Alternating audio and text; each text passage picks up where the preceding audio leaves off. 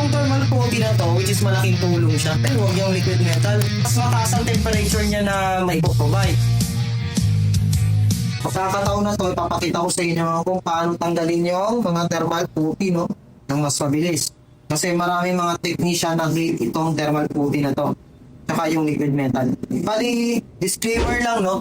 Sa mga user or owner or technician. Itong thermal putty na to, which is malaking tulong siya sa pag-transmit ng temperature galing dito sa back converter or itong power supply or itong RAM papunta doon sa dito sa heatsink. So malaking tulong siya. Oo, maraming mga technician na ayaw ng ganito kasi napakahirap niya linisin. Malangkit siya, matumi sa board.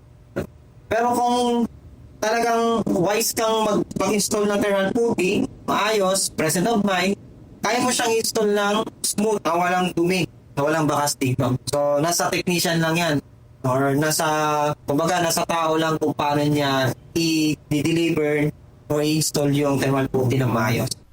And then sa liquid metal naman, so maraming nag-suggest na huwag yung liquid metal, medyo risky, baka mamatay yung unit.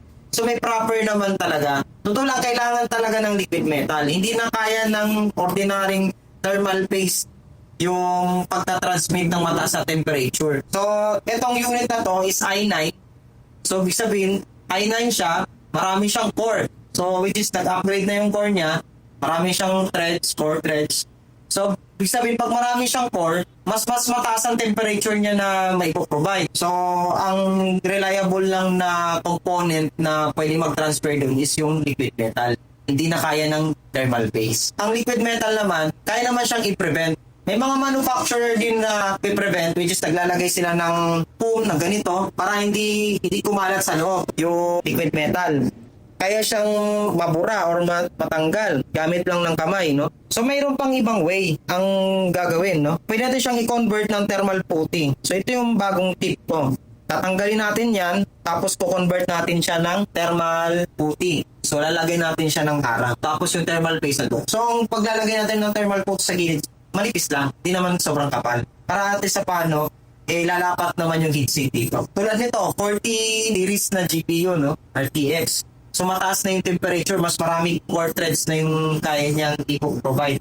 So yung core and threads, convert ko siya ng isang engine sa makina ng sasakyan na which is yun yung core blocks, no, or piston, no, kung mayroong or cylinder. So ibig sabihin, kapag sa sasakyan mas maraming cylinder, so mas mataas ang temperature niyang maipoprovide. So mayroong mga sasakyan na 3 cylinder, 4 cylinder, mayroong 5 cylinder, 6 cylinder. So yun yung category or yun yung pagkasunod-sunod ng level or yung gen. So dito rin sa may processor at saka sa GPU, may mga core or threads din silang nile-level. So from start, mayroong ibang 6 core. So which is mababa lang yung temperature. Kapag papunta ng 7, 8, 9, 10, pataas na yung version niya, tumataas yung temperature na may provide niya. So nangailangan siya ng magandang klaseng component na paste. So which is doon na pinoprovide na ng manufacturer or nire-require ng manufacturer na gamitin yung liquid metal. So yun nga lang, napaka-high risk siyang i-install. So, napakahirap.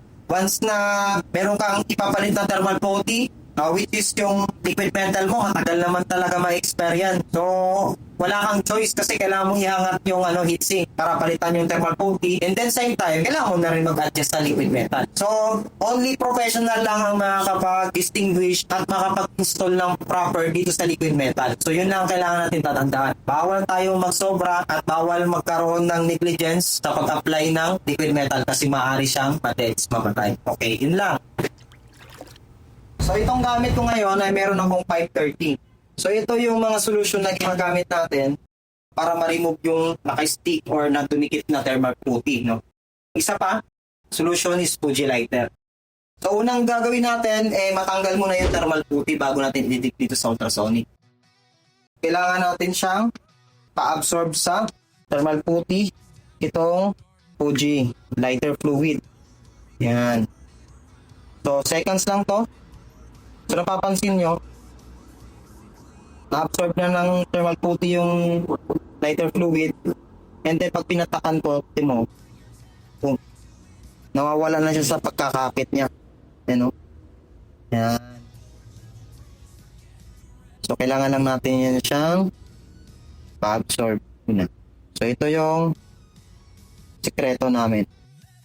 Lighter fluid, which is naka-indicate naman dito, o cleaning of gadget, nakalagay naman siya. So itong lighter fluid, which is gas, liquid to siya, pero gas siya. Katulad nito, is thermal paste, kaya niyang pahinain yung elasticity niya or pagiging madikit niya, no, makapit. So which is naka 5 seconds na tayo kanina. Apply ulit tayo, panibago. Mapapansin nyo, ayan, kailangan lang natin siyang sobrahan.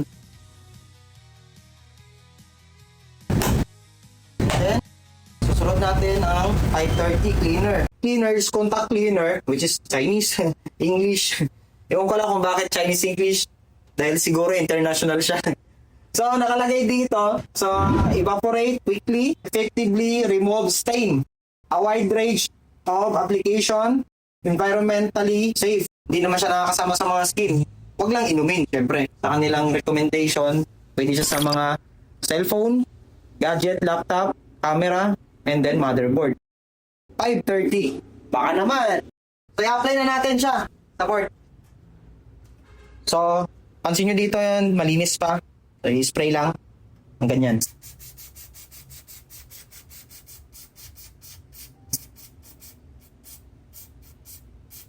Ganyan. And then, ito rin. Okay. So, ganun yung paglinis niyan para matanggal talaga ng maayos.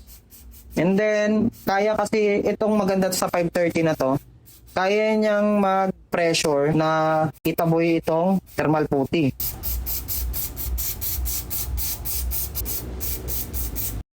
So, ayun na. Tapos na tayo sa thermal putty na area.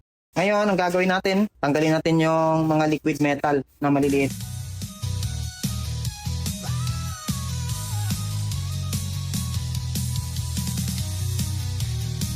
So, sa ibang mga question ng mga technician, grabe.